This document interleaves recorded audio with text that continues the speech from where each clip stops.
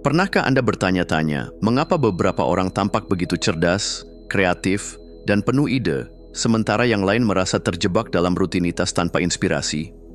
Apakah kecerdasan dan kreativitas adalah bakat bawaan, ataukah keduanya bisa dikembangkan dengan cara yang benar?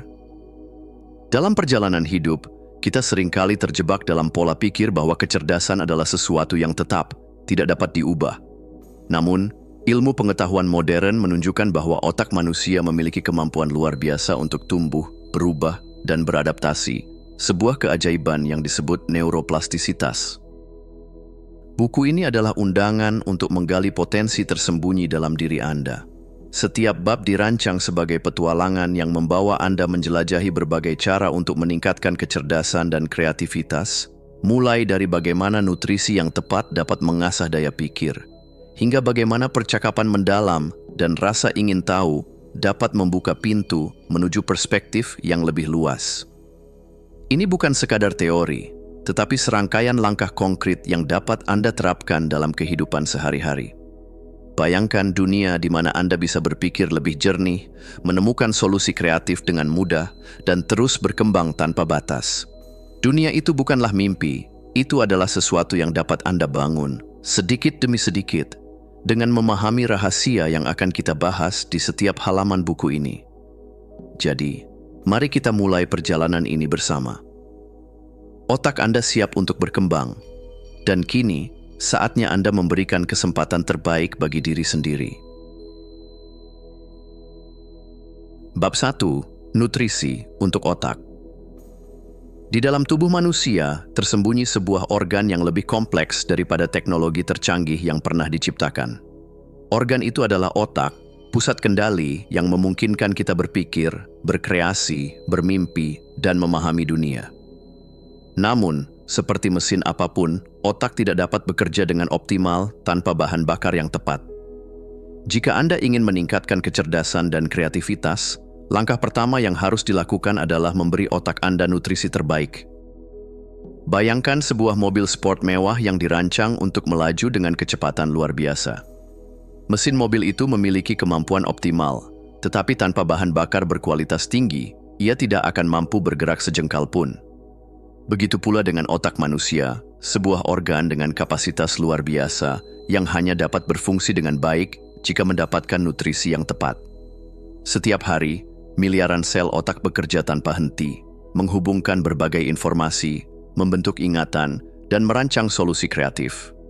Meskipun beratnya hanya sekitar 2% dari total berat tubuh, otak mengonsumsi hampir 20% dari total energi harian kita. Inilah sebabnya, memilih makanan yang tepat bukan sekadar urusan menjaga kesehatan fisik, tetapi juga kunci penting untuk mengasah potensi intelektual dan kreativitas kita. Beberapa makanan tidak hanya berfungsi sebagai sumber energi, tetapi juga memiliki kemampuan luar biasa untuk melindungi dan meningkatkan kinerja otak.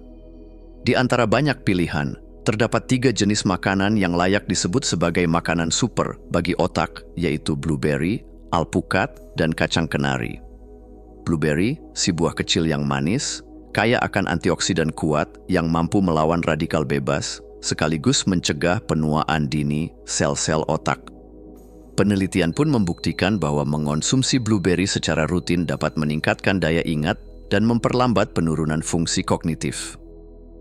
Sementara itu, alpukat yang syarat dengan lemak sehat memainkan peran penting dalam meningkatkan aliran darah ke otak, sehingga memastikan pasokan oksigen dan nutrisi berjalan lancar dan mendukung fungsi kognitif secara optimal. Tak kalah hebat, kacang kenari menjadi sumber asam lemak omega 3 yang membantu memperkuat koneksi antar sel saraf dan meningkatkan plastisitas otak. Bentuk kacang kenari yang menyerupai otak seolah menjadi isyarat alami bahwa makanan ini memang sangat baik untuk kesehatan otak. Dengan rutin mengonsumsi ketiga makanan ini, Anda tengah berinvestasi untuk kejernihan berpikir dan ketajaman kreativitas di masa depan. Dalam dunia nutrisi otak, asam lemak omega 3 adalah salah satu unsur yang paling berharga. Omega 3 tidak hanya membantu membangun dan memperkuat sel-sel otak, tetapi juga mendukung komunikasi antar neuron dan mengurangi peradangan yang berpotensi merusak jaringan saraf. Ikan berlemak seperti salmon, sarden, dan makarel merupakan sumber terbaik dari omega 3 ini. Orang yang rutin mengonsumsi ikan berlemak umumnya memiliki daya ingat yang lebih tajam, kemampuan belajar yang lebih baik, serta risiko yang lebih rendah terkena penyakit neurodegeneratif seperti Alzheimer. Jika otak diibaratkan sebagai jaringan kompleks yang terus bekerja tanpa henti, maka omega-3 adalah minyak pelumas yang menjaga agar setiap prosesnya berjalan dengan lancar. Seringkali, untuk meningkatkan kecerdasan, orang mencari strategi rumit. Padahal ada satu langkah sederhana yang sering diabaikan, menjaga hidrasi tubuh. Mengingat otak manusia terdiri dari sekitar 75% air, dehidrasi ringan saja sudah cukup untuk menurunkan kinerja otak. Ketika tubuh kekurangan cairan, konsentrasi menjadi sulit, suasana hati memburuk, dan kemampuan berpikir jernih menurun.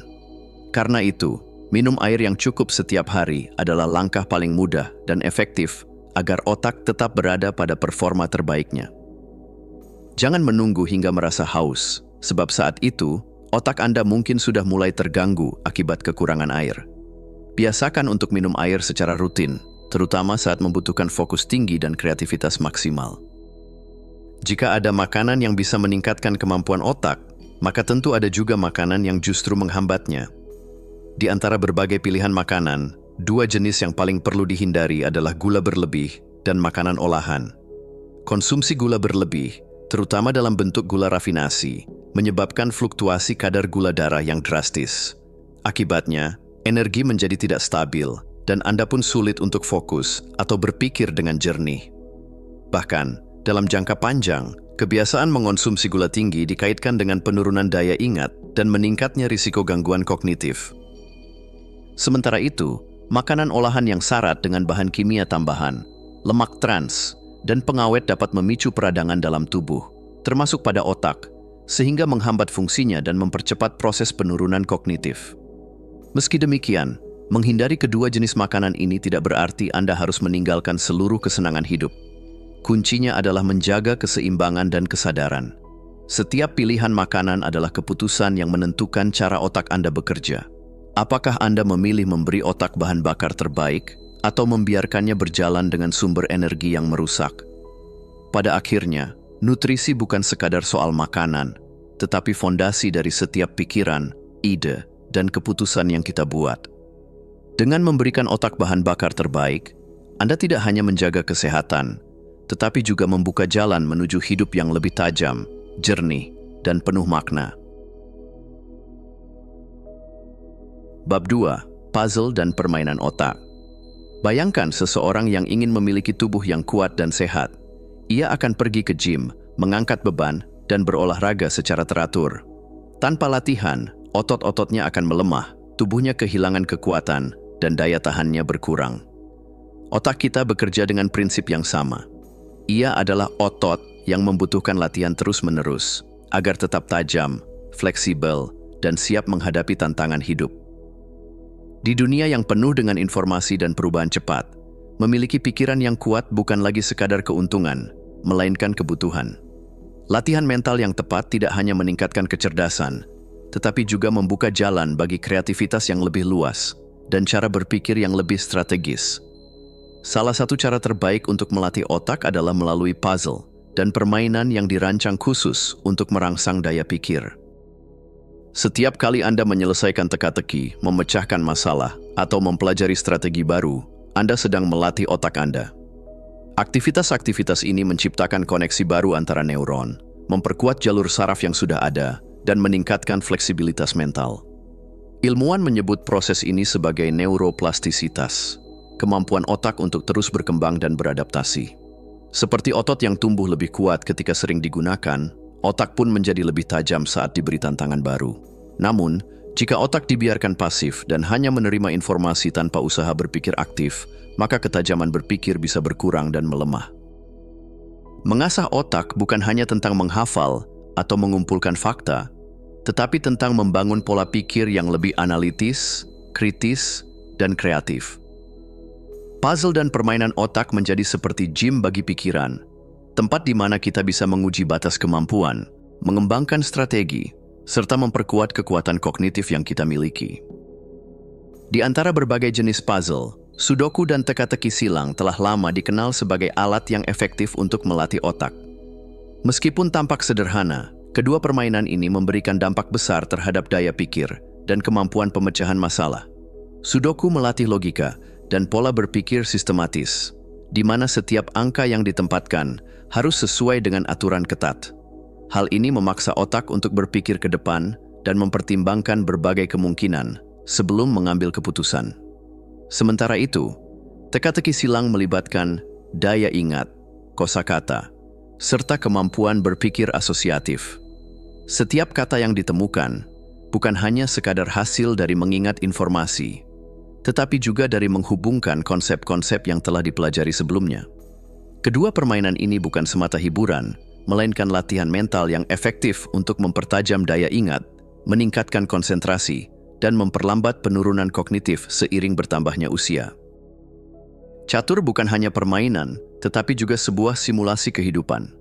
Setiap langkah yang diambil memiliki konsekuensi, setiap keputusan harus dipikirkan dengan matang, dan setiap gerakan lawan perlu dianalisis dengan cermat. Bermain catur mengasah keterampilan berpikir kritis, strategi, dan kemampuan prediksi.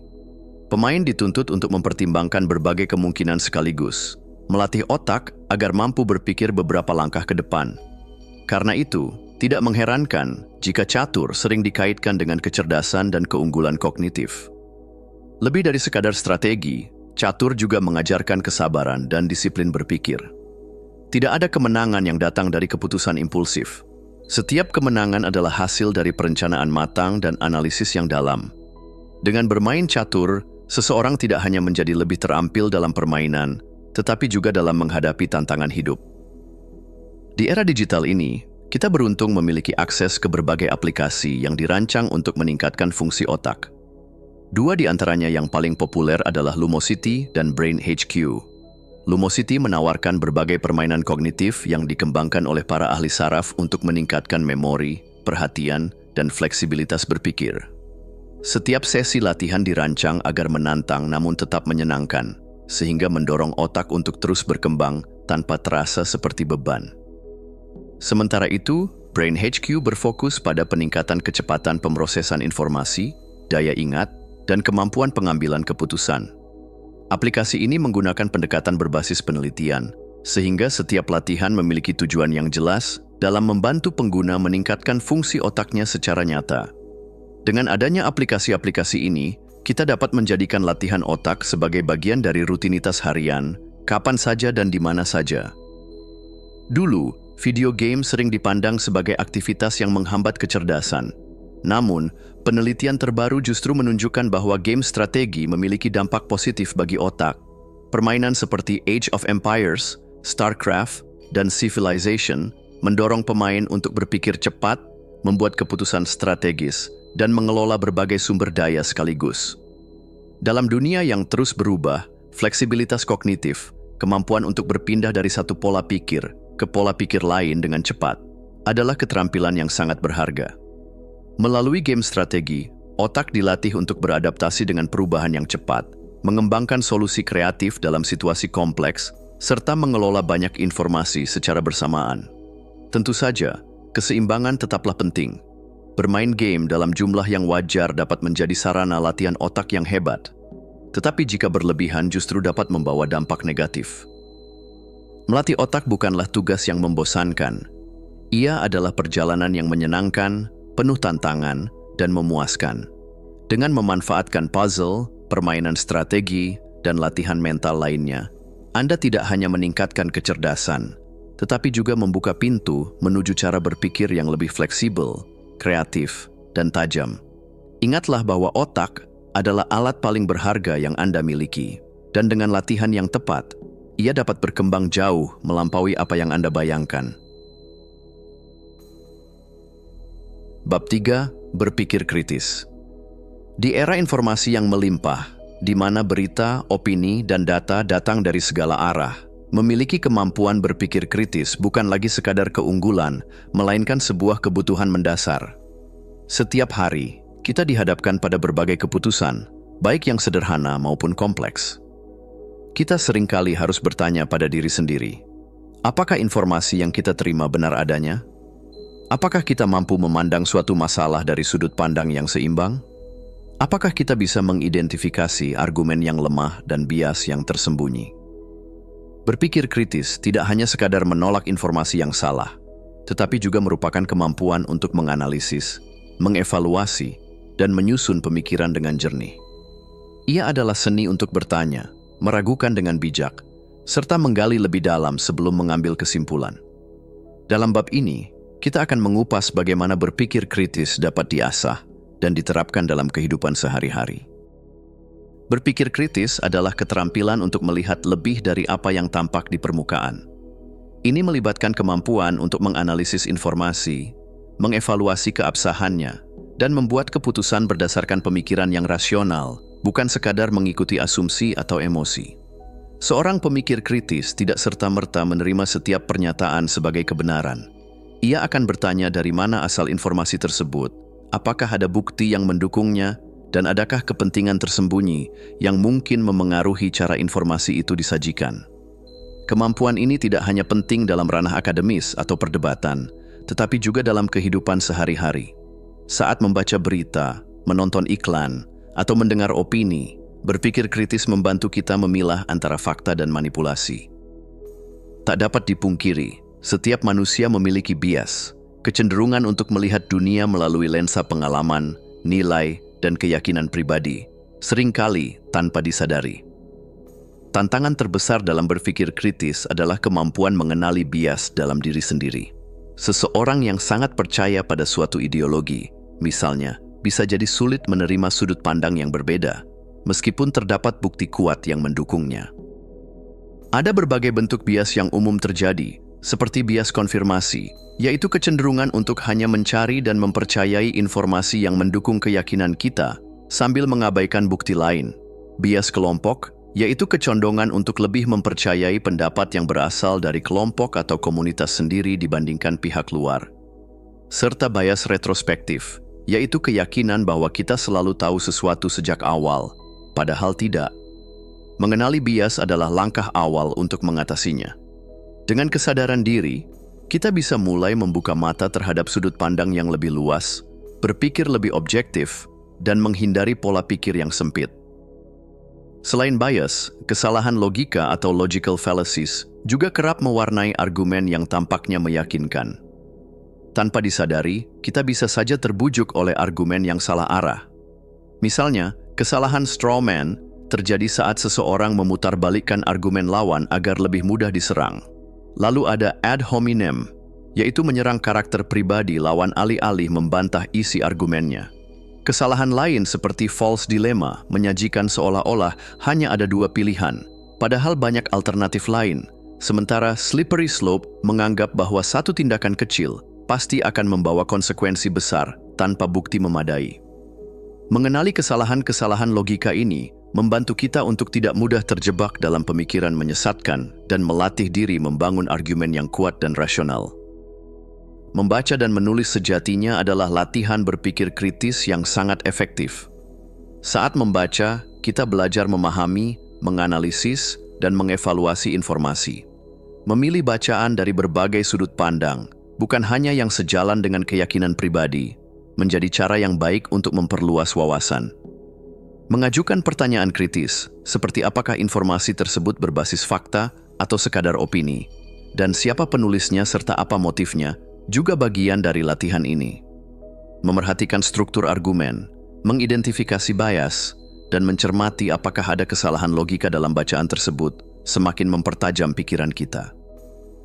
Sementara itu, menulis melatih kita untuk mengorganisir pikiran dan menyusun argumen yang jelas. Dalam menulis, penting untuk selalu mendasarkan argumen pada bukti, bukan semata-mata perasaan. Menggunakan sumber terpercaya dan meminta umpan balik dari orang lain juga membantu memastikan bahwa tulisan kita logis dan mudah dipahami.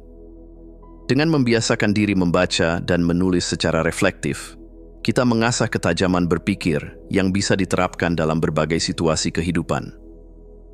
Berpikir kritis tidak melulu soal logika semata, tetapi juga tentang kesadaran penuh terhadap pikiran dan emosi kita. Disinilah mindfulness berperan. Melalui latihan mindfulness, kita belajar untuk tidak bereaksi secara impulsif, tetapi mengamati informasi dan pikiran dengan kejernihan. Kesadaran ini membantu kita mengenali bias dan emosi yang mungkin mengganggu objektivitas.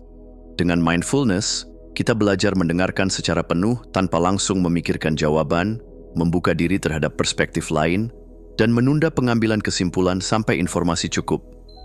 Mindfulness mengajarkan kita bersikap sabar, tidak terburu-buru dalam menilai, serta reflektif terhadap proses berpikir kita sendiri. Berpikir kritis adalah keterampilan yang mampu mengubah cara kita memandang dunia. Ia membebaskan kita dari manipulasi, menajamkan intelektualitas, dan membantu mengambil keputusan yang lebih baik. Dengan membiasakan diri untuk bertanya, mengenali bias, menghindari kesalahan logika, dan melatih diri melalui membaca, menulis, serta mindfulness, kita membangun pola pikir yang tajam, analitis, dan terbuka. Di tengah dunia yang penuh dengan arus informasi dan opini yang saling bertentangan, berpikir kritis menjadi cahaya yang menuntun kita menemukan kebenaran yang sejati. Bab 4. Belajar hal baru. Setiap manusia memiliki potensi luar biasa untuk berkembang. Pikiran kita bukanlah wadah statis yang terbatas, melainkan sebuah tanah subur yang siap menumbuhkan gagasan, keterampilan, dan pemahaman baru. Namun, pertanyaannya adalah, apakah kita berani menanam benih-benih baru dalam pikiran kita? Belajar sesuatu yang baru bukan sekadar menambah daftar keahlian, tetapi juga membuka pintu menuju perspektif yang lebih luas. Ketika kita mempelajari bahasa baru, memainkan alat musik, atau mendalami keterampilan teknis seperti coding, kita sebenarnya sedang melatih otak untuk menjadi lebih fleksibel, adaptif, dan kreatif. Dalam bab ini, kita akan menjelajahi bagaimana proses belajar dapat membentuk kembali pikiran, meningkatkan kecerdasan, serta membawa kita lebih dekat pada potensi terbaik yang tersembunyi dalam diri. Salah satu hal paling menakjubkan dari otak manusia adalah kemampuan neuroplastisitas, yakni kemampuan otak untuk berubah, berkembang, dan beradaptasi sepanjang hidup kita. Dulu, ilmuwan percaya bahwa otak berhenti berkembang setelah masa kanak-kanak. Namun, kini kita tahu bahwa otak tetap plastis. Artinya, ia bisa membentuk jalur-jalur saraf baru kapanpun kita mempelajari sesuatu yang baru. Setiap kali kita mencoba keterampilan baru, seperti melukis, berbicara dalam bahasa asing, atau memainkan alat musik, otak kita menciptakan hubungan-hubungan baru antar neuron. Semakin sering kita berlatih, semakin kuat jalur tersebut terbentuk, seperti jalan setapak di hutan yang menjadi semakin jelas karena sering dilalui. Neuroplastisitas juga memberi harapan bahwa kita dapat memprogram ulang diri sendiri.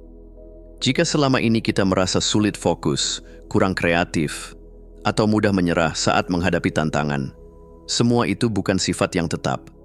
Kita dapat melatih dan membentuk ulang pikiran kita untuk menjadi lebih tangguh dan kreatif.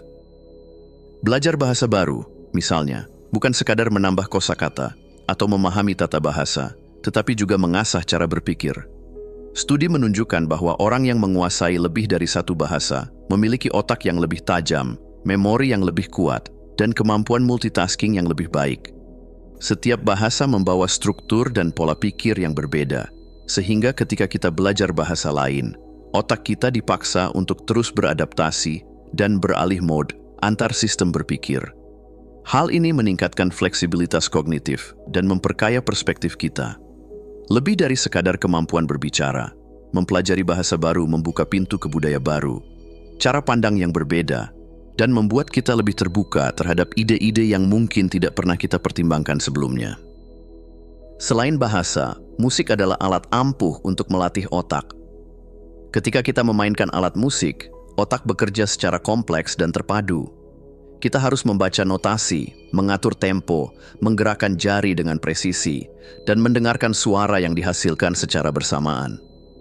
Penelitian menunjukkan bahwa musisi memiliki volume materi abu-abu yang lebih besar di bagian otak yang terkait dengan koordinasi motorik dan pemrosesan sensorik. Bermain musik juga meningkatkan neuroplastisitas dengan menghubungkan berbagai area otak yang sebelumnya tidak terhubung. Di samping manfaat kognitif, belajar musik mengajarkan kesabaran dan disiplin, karena tidak ada yang menjadi mahir dalam semalam. Setiap nada yang sempurna adalah hasil dari latihan yang tekun dan konsisten. Tak kalah penting, Keterampilan modern seperti coding dan analisis data juga menawarkan manfaat luar biasa bagi perkembangan mental. Belajar coding tidak hanya soal menulis program, tetapi juga melatih logika, pemecahan masalah, dan kreativitas. Setiap program harus mengikuti alur logis dan mematuhi aturan-aturan yang ketat untuk dapat berfungsi. Ini melatih kita berpikir secara terstruktur, tajam, dan sistematis. Namun, coding juga merupakan seni yang melibatkan kreativitas.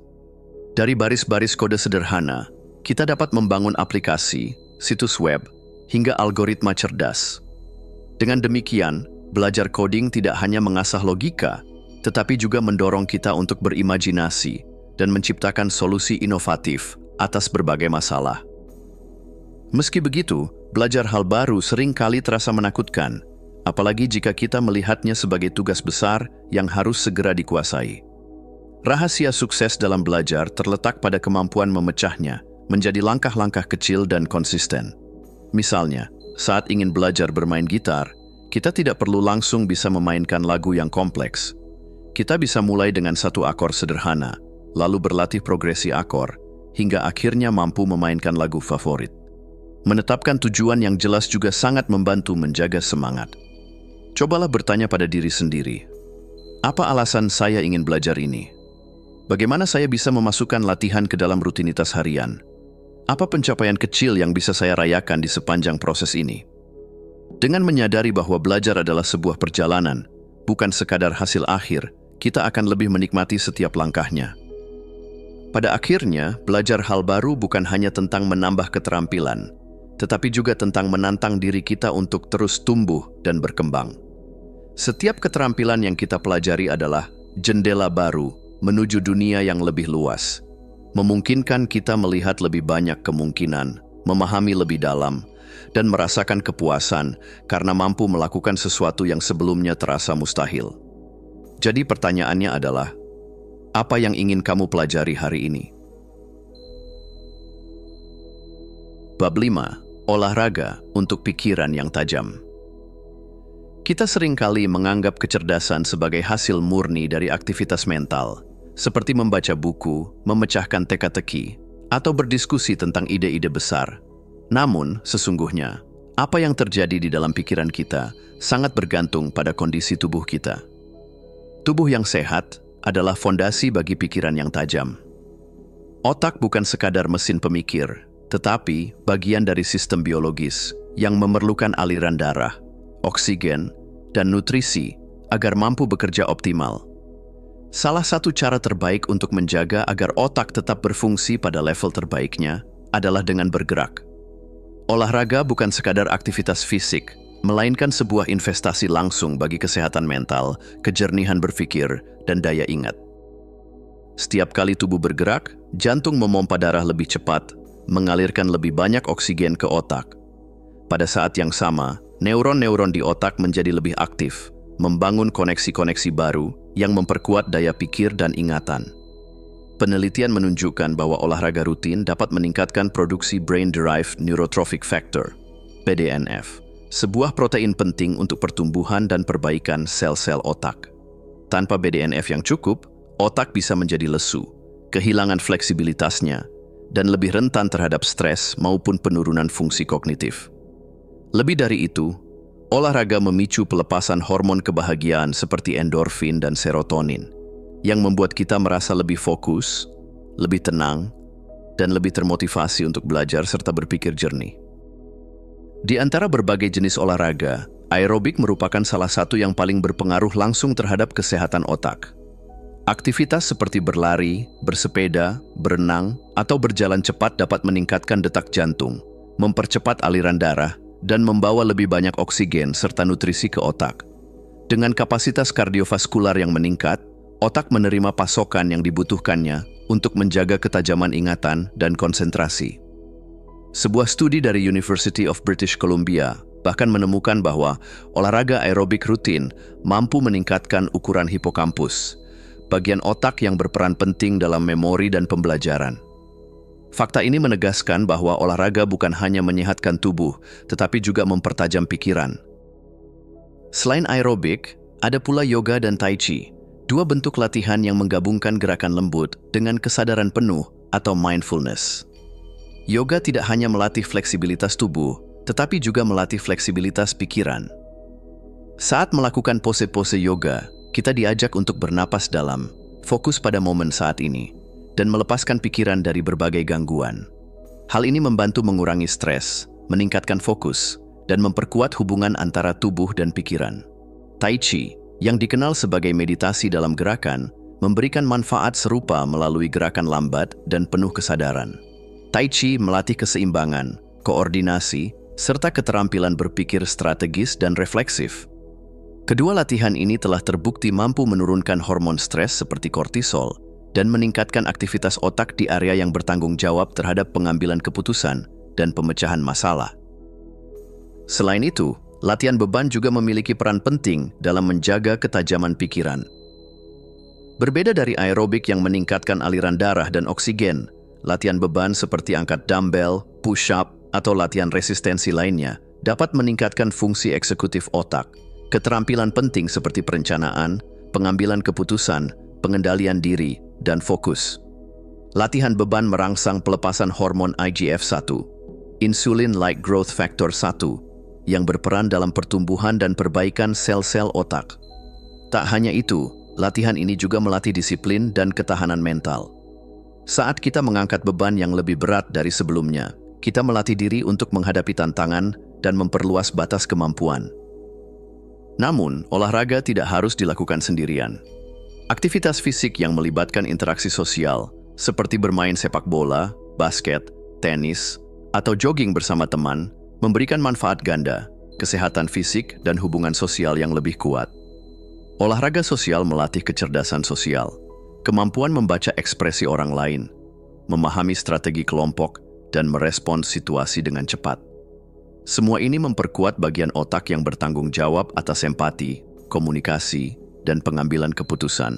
Selain itu, berolahraga bersama orang lain menumbuhkan motivasi dan energi positif karena adanya dukungan sosial yang hangat. Pada akhirnya, olahraga tidak hanya membentuk tubuh yang sehat, tetapi juga membangun pikiran yang tajam. Setiap gerakan yang kita lakukan adalah langkah kecil menuju kejernihan berpikir, ketahanan mental, dan kehidupan yang lebih produktif. Jika ingin meningkatkan kecerdasan dan kreativitas, mulailah dengan langkah sederhana, bergerak. Entah dengan berlari, menari, yoga, atau bermain sepak bola, setiap aktivitas fisik yang kita lakukan adalah investasi berharga untuk kejernihan dan ketajaman pikiran. Jadi, gerakan apa yang akan kamu pilih hari ini? Bab 6. Percakapan mendalam. Kata-kata adalah jembatan yang menghubungkan pikiran satu manusia dengan manusia lainnya. Namun, tidak semua kata memiliki bobot yang sama. Ada percakapan yang sekadar mengisi waktu, dan ada pula percakapan yang mampu mengguncang jiwa, menggugah pikiran, serta melahirkan ide-ide besar. Di era di mana komunikasi seringkali terbatas pada pesan singkat dan emoji, kita justru semakin haus akan percakapan yang bermakna. Percakapan yang tidak hanya menyampaikan informasi, tetapi juga menantang pemikiran, memperluas perspektif, dan menyentuh hati. Percakapan yang mampu mengubah diri kita. Untuk menjadi pribadi yang lebih cerdas dan kreatif, kita tidak bisa hanya mengandalkan buku atau pengalaman pribadi semata. Kita perlu berbicara, dan lebih dari itu, kita perlu berdialog. Percakapan mendalam menjadi salah satu cara terbaik untuk mempertajam kecerdasan, memperdalam pemahaman, serta membangun hubungan yang lebih bermakna dengan sesama. Percakapan mendalam memiliki peran penting dalam meningkatkan kecerdasan. Seorang filsuf pernah berkata bahwa orang bijak belajar lebih banyak dari pertanyaan yang bagus daripada dari jawaban yang diberikan. Disinilah letak kekuatan dialog yang sejati. Percakapan mendalam bukan sekadar berbicara, tetapi juga tentang mengeksplorasi ide-ide kompleks, mempertanyakan asumsi, dan melihat suatu persoalan dari berbagai sudut pandang. Setiap kali kita terlibat dalam percakapan yang menggali pemikiran secara mendalam, otak kita dilatih untuk berpikir lebih kritis dan reflektif. Tidak hanya kecerdasan intelektual yang bertumbuh, tetapi juga kecerdasan emosional. Lebih dari itu, Berbicara dengan orang lain seringkali membuka pintu bagi wawasan yang tidak mungkin muncul sendirian. Sebuah kalimat sederhana dari seseorang bisa menjadi pemicu munculnya ide brilian yang selama ini tersembunyi di dalam benak. Dengan demikian, percakapan jujur dan mendalam menjadi percikan api yang menyalakan kreativitas. Namun, percakapan yang bermakna tidak mungkin tercipta tanpa keterampilan mendengarkan yang baik. Sayangnya, sebagian besar dari kita lebih sering mendengar tanpa sungguh-sungguh mendengarkan. Kita menunggu giliran berbicara tanpa sepenuh hati berusaha memahami apa yang sedang disampaikan. Disinilah pentingnya melatih seni mendengarkan aktif, yakni kemampuan untuk memberikan perhatian penuh kepada lawan bicara, menangkap esensi ucapan mereka, dan merespons dengan pemahaman mendalam. Ketika kita sungguh-sungguh mendengarkan, kita tidak hanya memahami kata-kata yang terucap, tetapi juga mampu merasakan emosi, menangkap niat, dan membaca makna tersirat di baliknya. Dengan begitu, hubungan yang kita bangun menjadi lebih kuat, dan wawasan yang kita dapatkan menjadi lebih kaya dan bermakna.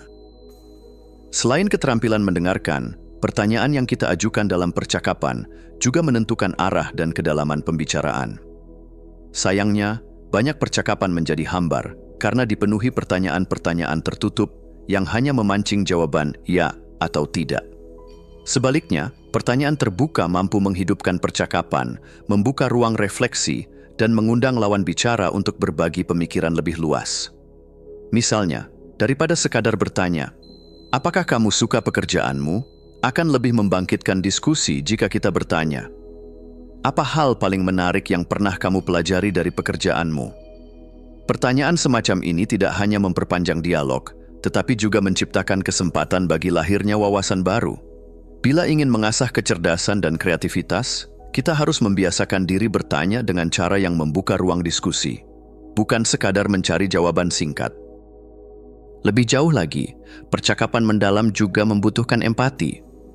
Kecerdasan sejati bukan sekadar tahu banyak hal, tetapi juga mampu memahami orang lain. Dalam percakapan, empati berarti hadir sepenuhnya, berusaha merasakan apa yang dirasakan lawan bicara, dan mencoba melihat dunia dari sudut pandang mereka. Saat kita berempati, kita tidak hanya membangun koneksi yang lebih kuat, tetapi juga memperkaya sudut pandang pribadi. Empati membuka hati dan pikiran kita untuk menerima keberagaman cara pandang, yang pada akhirnya menambah kedalaman berpikir. Orang yang mampu berempati cenderung lebih kreatif, karena mereka bisa menggabungkan berbagai perspektif menjadi ide-ide baru yang bermakna. Pada akhirnya, beberapa percakapan memiliki kekuatan untuk mengubah hidup. Mungkin itu perbincangan larut malam dengan teman yang membuat kita memandang hidup dari sisi berbeda, atau diskusi dengan seorang mentor yang membangkitkan semangat baru dalam diri. Bisa jadi, sebuah obrolan sederhana justru menjadi kunci yang membangunkan kreativitas yang selama ini tertidur. Percakapan berharga tidak selalu harus serius atau formal. Kadang, percakapan ringan dengan seseorang yang berpikiran terbuka dapat membawa kita pada petualangan mental yang luar biasa. Jika kita ingin bertumbuh, kita harus berani mencari percakapan yang menantang. Temuilah orang-orang yang berpikir berbeda, yang berani mempertanyakan pandangan kita, dan yang tidak takut menggali lebih dalam. Kecerdasan dan kreativitas bukan hanya tentang apa yang kita pikirkan sendiri, tetapi juga tentang bagaimana kita membuka diri pada percakapan yang membangun. Kata-kata memiliki kekuatan yang luar biasa, dan dengan menggunakannya dengan bijak, kita bisa membuka pintu menuju pemahaman yang lebih luas, hubungan yang lebih dalam, dan ide-ide yang lebih cemerlang. Mulailah mencari percakapan yang bermakna. Dengarkan dengan penuh perhatian, bertanyalah dengan rasa ingin tahu, dan berbicaralah dengan hati yang terbuka. Sebab, seringkali sebuah percakapan yang baik dapat mengubah cara kita melihat dunia. Bab 7. Menjaga rasa ingin tahu. Jika ada satu kekuatan yang membedakan manusia dengan makhluk lain, itu adalah rasa ingin tahu. Rasa ingin tahu telah melahirkan penemuan-penemuan terbesar dalam sejarah, mendorong eksplorasi keluar angkasa, membangkitkan revolusi ilmiah, dan menciptakan seni yang menggugah jiwa. Namun, seiring bertambahnya usia, Banyak orang kehilangan dorongan alami untuk bertanya dan mencari tahu. Dunia menjadi rutin, kehidupan berjalan dalam pola yang berulang, dan tanpa disadari, kita berhenti bertanya, mengapa? Padahal, rasa ingin tahu adalah bahan bakar bagi kecerdasan dan kreativitas. Ketika kita terus mempertanyakan dunia di sekitar kita, kita membuka pintu ke wawasan yang lebih dalam, menemukan perspektif baru, dan membangun koneksi yang lebih kaya dengan kehidupan. Menjaga rasa ingin tahu bukan hanya tentang mencari jawaban, tetapi juga tentang menikmati keindahan dari setiap pertanyaan. Segala bentuk pembelajaran dimulai dari satu hal, keinginan untuk tahu. Seorang anak kecil belajar berbicara karena ia ingin memahami orang-orang di sekitarnya. Seorang ilmuwan melakukan penelitian karena ia penasaran dengan cara kerja alam semesta. Seorang seniman bereksperimen dengan warna dan bentuk karena ia ingin menemukan cara baru untuk mengekspresikan dirinya. Rasa ingin tahu adalah kekuatan yang menggerakkan kita untuk terus belajar, berkembang, dan beradaptasi. Ketika kita berhenti bertanya, kita berhenti tumbuh. Namun, dalam kehidupan modern yang dipenuhi dengan rutinitas dan distraksi, seringkali rasa ingin tahu kita terabaikan. Kita menerima informasi tanpa mempertanyakannya, kita melakukan tugas tanpa bertanya, mengapa? Dan kita menjalani hidup tanpa benar-benar mengeksplorasinya. Jika kita ingin mengembangkan kecerdasan dan kreativitas, kita harus kembali menghidupkan rasa ingin tahu yang pernah kita miliki sebagai anak-anak. Kita harus mulai melihat dunia dengan mata yang segar, seolah-olah kita baru mengenalnya untuk pertama kali. Albert Einstein pernah berkata, "Saya bukan jenius, saya hanya sangat penasaran." Kata-kata ini mengandung kebenaran yang mendalam. Kecerdasan bukan hanya tentang mengetahui banyak hal, tetapi tentang memiliki keberanian untuk bertanya. Setiap pertanyaan adalah sebuah pintu menuju pemahaman yang lebih dalam. Saat kita bertanya, mengapa sesuatu terjadi? Bagaimana cara kerjanya? Atau apa yang bisa kita pelajari dari ini? Kita memaksa otak kita untuk berpikir lebih dalam dan lebih kreatif. Namun, ada satu hal yang perlu diperhatikan. Pertanyaan yang baik lebih penting daripada jawaban yang cepat. Dalam dunia yang dipenuhi informasi instan, kita sering mencari jawaban yang paling cepat, bukan yang paling bermakna. Jika kita ingin benar-benar memahami dunia, kita harus belajar bertanya dengan cara yang menggali lebih dalam, bukan hanya mencari jawaban yang dangkal. Rasa ingin tahu sejati tidak hanya ada di dalam pikiran, tetapi juga di dalam tindakan. Kita tidak bisa sekadar bertanya, kita juga harus berani menjelajah. Setiap kali kita mencoba sesuatu yang baru, kita memperluas batas pemahaman kita. Kita menemukan hal-hal yang tidak akan pernah kita pelajari hanya dengan membaca atau mendengar. Mencoba pengalaman baru tidak berarti harus melakukan hal-hal ekstrem. Itu bisa berarti membaca buku dari genre yang belum pernah kita sentuh, berbicara dengan seseorang dari latar belakang yang berbeda, atau sekadar mengambil jalan pulang yang berbeda dari biasanya. Ketika kita keluar dari zona nyaman, kita tidak hanya menemukan dunia baru, tetapi juga sisi baru dari diri kita sendiri. Jika ingin tetap penasaran terhadap dunia, kita harus terus mengisi pikiran dengan ide-ide baru. Salah satu cara terbaik untuk melakukannya adalah dengan membaca secara luas. Buku adalah jendela ke dalam pikiran manusia. Setiap buku membawa kita ke dalam cara berpikir yang berbeda, memberikan kita perspektif yang tidak akan kita temukan sendiri. Namun, untuk benar-benar menjaga rasa ingin tahu, kita tidak boleh hanya membaca satu jenis buku atau satu sudut pandang saja. Kita harus menjelajahi berbagai bidang, sains, filsafat, seni, sejarah, teknologi, agar kita bisa melihat hubungan yang lebih luas antara berbagai gagasan. Banyak inovasi besar lahir dari orang-orang yang menghubungkan ide-ide dari bidang yang berbeda. Leonardo da Vinci misalnya menggabungkan seni dengan sains. Steve Jobs menggabungkan teknologi dengan desain. Dengan membaca secara luas, kita melatih otak untuk berpikir lintas disiplin, yang merupakan kunci utama kreativitas. Salah satu hambatan terbesar dalam menjaga rasa ingin tahu adalah rasa takut terhadap ketidaktahuan. Banyak orang merasa tidak nyaman jika mereka tidak memiliki jawaban atas sesuatu. Mereka merasa harus selalu tahu segalanya. Namun, kenyataannya adalah bahwa dunia ini jauh lebih luas dan kompleks daripada yang bisa kita pahami sepenuhnya. Ketidaktahuan bukanlah kelemahan, justru itu adalah awal dari pembelajaran sejati. Orang yang benar-benar cerdas tidak takut untuk mengakui bahwa mereka tidak tahu sesuatu. Sebaliknya, mereka menggunakan ketidaktahuan sebagai bahan bakar untuk mencari jawaban. Kita harus belajar merasa nyaman dengan ketidakpastian, karena di sanalah kita menemukan pertumbuhan. Pada akhirnya, menjaga rasa ingin tahu adalah tentang tetap terbuka terhadap dunia. Itu adalah tentang terus bertanya, terus mencari, dan terus mengeksplorasi.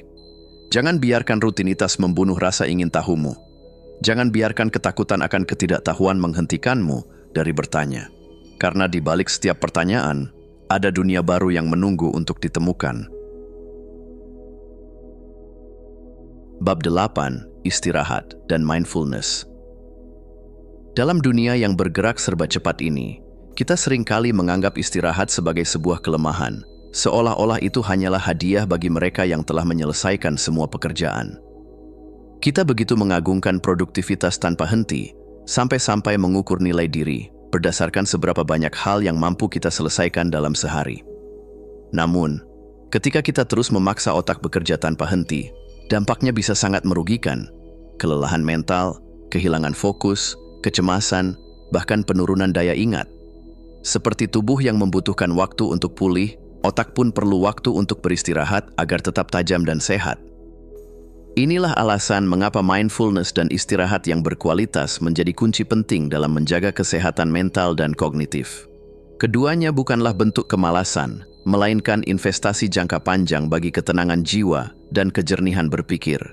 Ketika kita memberi diri sendiri ruang untuk beristirahat dengan penuh kesadaran, kita tidak hanya membantu otak meremajakan diri, tetapi juga memperkuat daya ingat, meningkatkan kreativitas, dan mempertajam fokus. Tidur misalnya, bukan sekadar waktu ketika tubuh berhenti bergerak. Bagi otak, tidur adalah proses pemulihan yang krusial. Selama kita tidur, otak bekerja keras membersihkan racun yang menumpuk akibat aktivitas harian, menyusun kembali ingatan, dan mempersiapkan diri untuk tantangan esok hari. Sayangnya, banyak dari kita meremehkan pentingnya tidur, padahal kurang tidur tidak hanya membuat tubuh lelah, tetapi juga mengganggu kejernihan berpikir, menurunkan konsentrasi, dan meningkatkan risiko penyakit neurodegeneratif seperti Alzheimer. Oleh karena itu, menjaga kualitas tidur menjadi hal yang sangat penting. Kita perlu tidur cukup, idealnya antara 7 hingga 9 jam setiap malam. Sebelum tidur, penting untuk menjauhkan diri dari cahaya biru layar gadget, menciptakan suasana tidur yang nyaman dan tenang, serta menjaga rutinitas tidur yang konsisten. Tidur adalah pondasi dari kesehatan mental, bukan waktu yang sia-sia.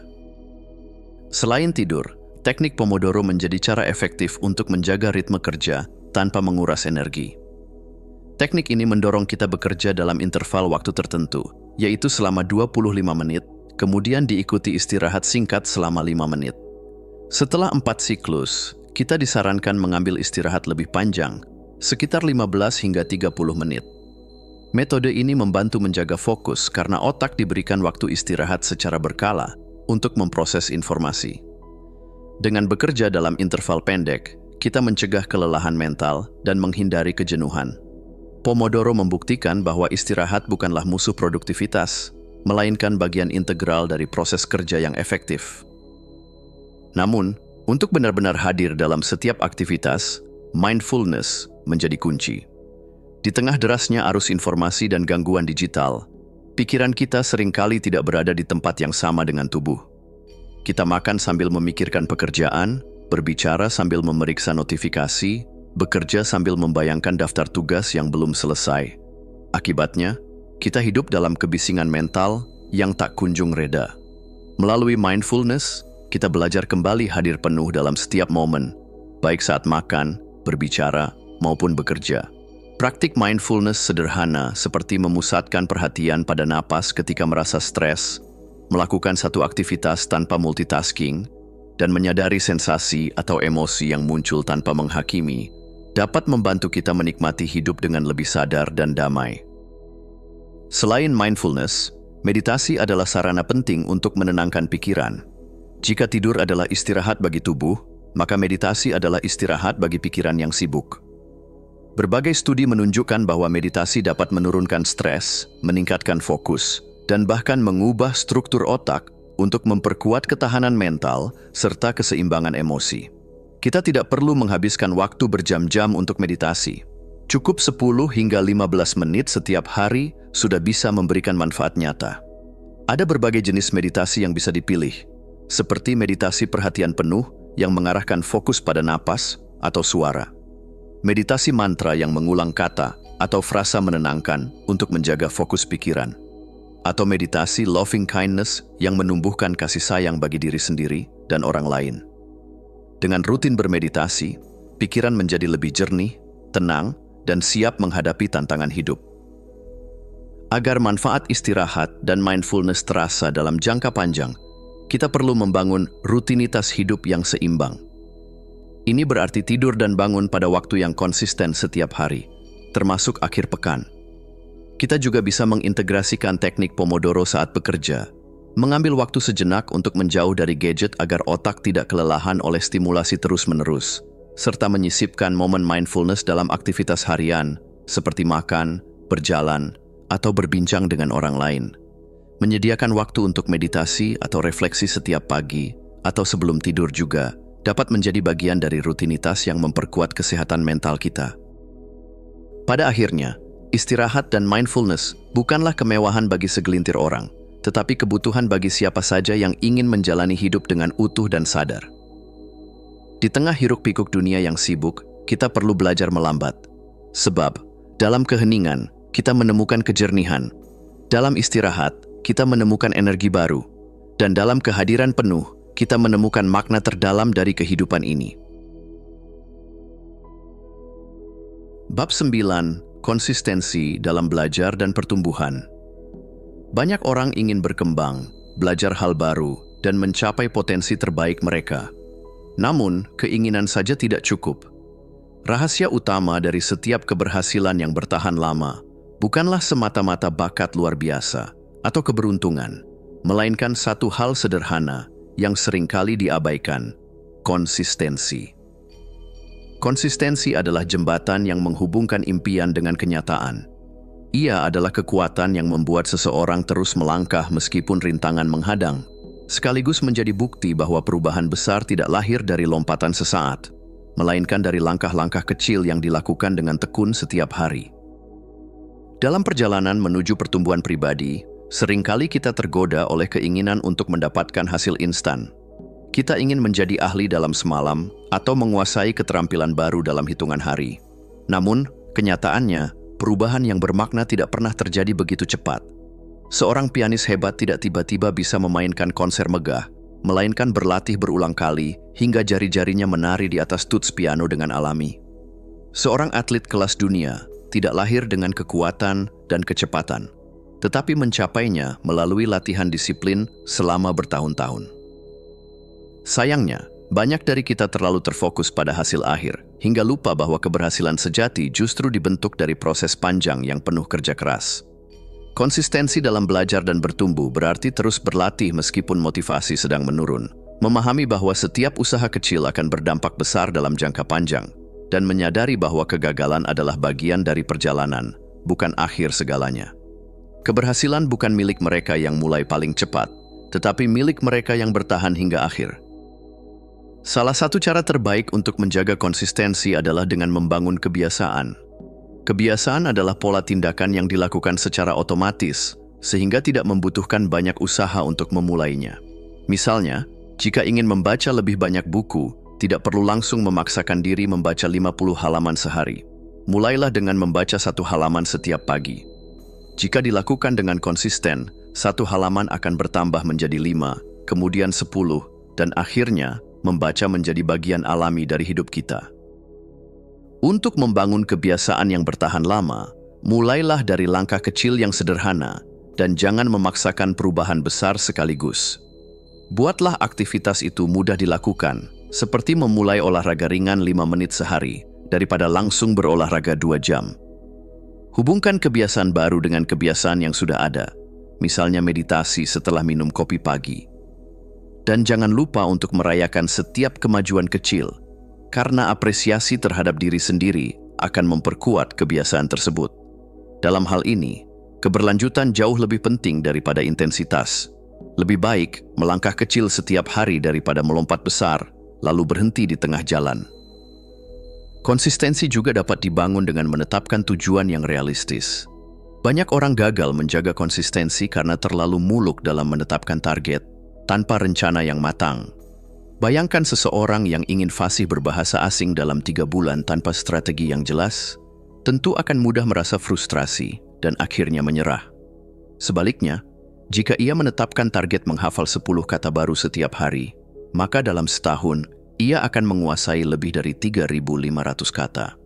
Cara menetapkan tujuan yang realistis bisa dimulai dengan metode SMART, yakni tujuan yang spesifik, terukur, dapat dicapai, relevan, dan memiliki batas waktu.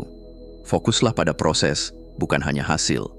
Alih-alih sekadar ingin menjadi ahli, tetapkan kebiasaan kecil yang mengarahkan ke sana, seperti belajar selama 30 menit setiap hari. Dan ingat, tidak ada salahnya menyesuaikan tujuan sesuai kebutuhan. Fleksibilitas adalah bagian penting dari pertumbuhan.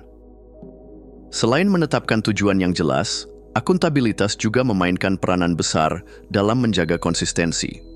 Sebagai makhluk sosial, kita lebih mampu bertahan dalam perjalanan panjang ketika memiliki orang lain yang mendukung. Akuntabilitas bisa hadir dalam banyak bentuk, seperti bergabung dengan komunitas atau kelompok belajar yang memiliki tujuan serupa. Memiliki mentor atau teman yang bisa menjadi pengingat dan penyemangat saat kita mulai kehilangan arah juga sangat membantu. Bahkan, mendokumentasikan perjalanan melalui jurnal atau berbagi perkembangan dengan orang lain dapat menjadi sarana untuk tetap berkomitmen. Ketika ada seseorang yang tahu tujuan kita dan mengikuti perkembangan kita, secara alami kita akan lebih bertanggung jawab pada diri sendiri dan tidak mudah menyerah. Akhirnya, yang sering membuat orang berhenti belajar dan bertumbuh adalah ketakutan akan kegagalan. Padahal, kegagalan adalah bagian alami dari proses menjadi lebih baik. Lihat saja Albert Einstein yang pernah gagal dalam ujian masuk universitas, Thomas Edison yang mengalami ribuan kegagalan sebelum menemukan bola lampu, atau Michael Jordan yang pernah dikeluarkan dari tim basket sekolahnya. Namun, mereka semua tidak pernah menyerah. Cara terbaik menghadapi kegagalan adalah dengan mengubah cara pandang, melihat kegagalan sebagai pelajaran, bukan akhir dari perjalanan. Setelah gagal, penting untuk mengevaluasi dan mencari tahu apa yang bisa diperbaiki.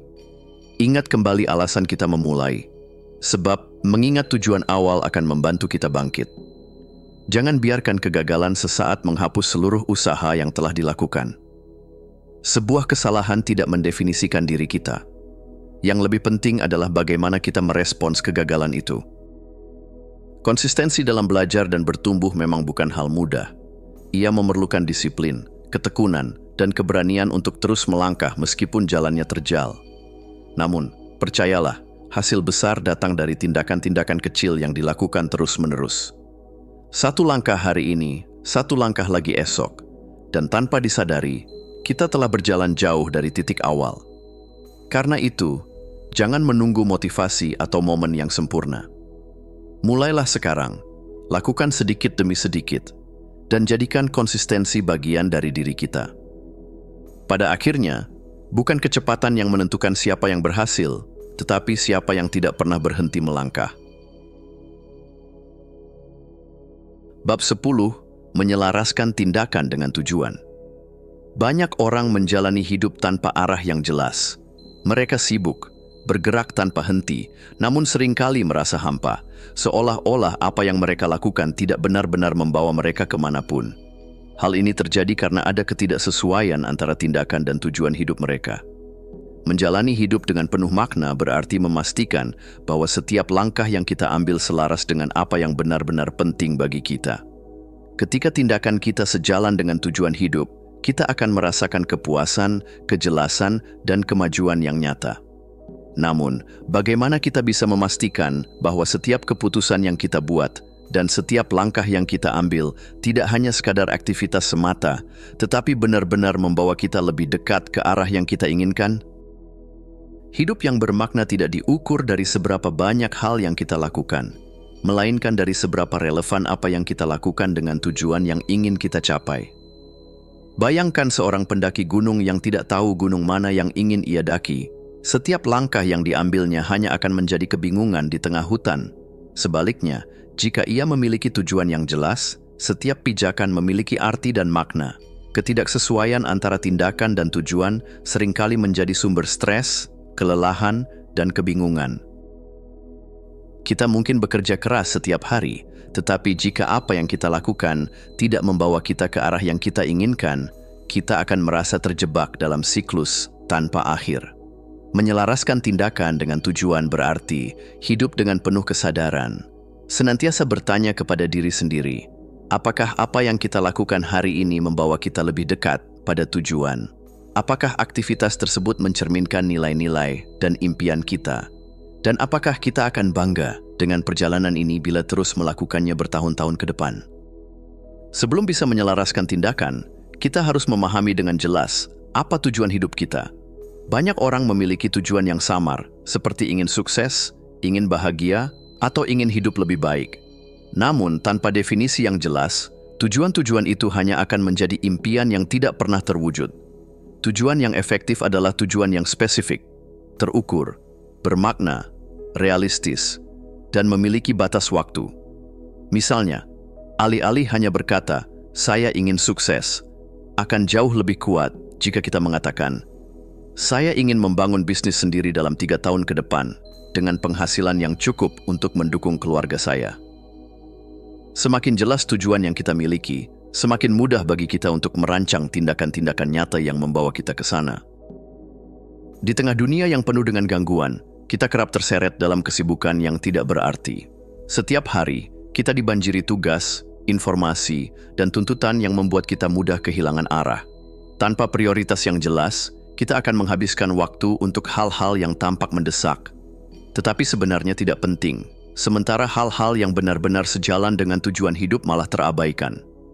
Karena itu, kita perlu berani berkata tidak pada banyak hal yang tidak mendukung visi hidup kita. Kita perlu belajar memilah mana yang penting dan mendesak untuk segera dilakukan, mana yang penting namun bisa dijadwalkan, mana yang tidak penting tetapi mendesak yang bisa didelegasikan, serta mana yang sama sekali tidak penting dan tidak perlu dilakukan. Ketika kita mampu membedakan dan fokus pada apa yang benar-benar penting, kita tidak lagi sekadar sibuk, tetapi menjadi produktif dengan arah yang jelas. Menentukan tujuan dan menetapkan prioritas barulah langkah awal. Tantangan sebenarnya terletak pada disiplin, yaitu kemampuan untuk tetap berkomitmen pada tujuan meskipun berbagai godaan, rintangan, dan kesulitan menghadang. Disiplin tidak berarti harus sempurna setiap hari, tetapi berarti memiliki keteguhan untuk kembali ke jalur meskipun terkadang kita tergelincir. Cara membangun disiplin adalah dengan menciptakan rutinitas yang mendukung tujuan kita. Jika ingin menjadi penulis, tentukan waktu menulis harian. Jika ingin hidup sehat, buat jadwal olahraga yang konsisten. Kita juga perlu menghilangkan godaan, seperti membatasi penggunaan media sosial jika itu mengganggu fokus. Selain itu, kita harus merayakan setiap kemajuan kecil yang kita capai dan terus mengingat alasan kuat mengapa kita memulai perjalanan ini, agar tetap bertahan ketika motivasi sedang rendah. Disiplin sejati bukan soal semangat sesaat, melainkan tentang komitmen untuk tetap bertindak meski tanpa dorongan motivasi. Karena hidup terus berubah, tujuan yang kita miliki saat ini mungkin tidak lagi relevan di masa depan. Oleh sebab itu, penting bagi kita untuk melakukan refleksi secara berkala. Meluangkan waktu setiap minggu atau bulan untuk mengevaluasi apakah tindakan kita masih selaras dengan tujuan, apakah ada hal yang perlu diperbaiki atau ditingkatkan, dan apakah kita masih bergerak maju atau malah terjebak dalam rutinitas tanpa makna, akan sangat membantu menjaga arah hidup kita. Jangan takut untuk mengubah tujuan atau strategi jika memang dibutuhkan. Yang terpenting bukan sekadar bertahan pada jalur lama, tetapi memastikan bahwa kita selalu bergerak ke arah yang benar dan sesuai dengan hati kita. Menyelaraskan tindakan dengan tujuan adalah kunci untuk menjalani hidup yang bermakna dan memuaskan. Kita perlu menetapkan tujuan yang jelas dan bermakna, fokus pada prioritas yang benar-benar penting, membangun disiplin agar tetap berada di jalur meskipun ada tantangan, dan melakukan refleksi secara berkala untuk menjaga keselarasan. Ketika tindakan kita mencerminkan tujuan hidup yang sejati, setiap hari yang kita jalani akan terasa lebih berarti. Kita tidak lagi sekadar bergerak tanpa arah, tetapi benar-benar melangkah menuju kehidupan yang kita impikan. Kesimpulan. Kecerdasan dan kreativitas bukanlah sesuatu yang statis, bukan pula anugerah yang hanya dimiliki segelintir orang. Mereka adalah benih yang tumbuh dalam diri setiap manusia, menunggu untuk disiram, diberi cahaya, dan dirawat dengan kesadaran penuh. Sepanjang perjalanan buku ini, kita telah menjelajahi bagaimana nutrisi, olahraga, percakapan mendalam, kebiasaan belajar, hingga mindfulness dapat membentuk cara kita berpikir, merasa, dan menciptakan.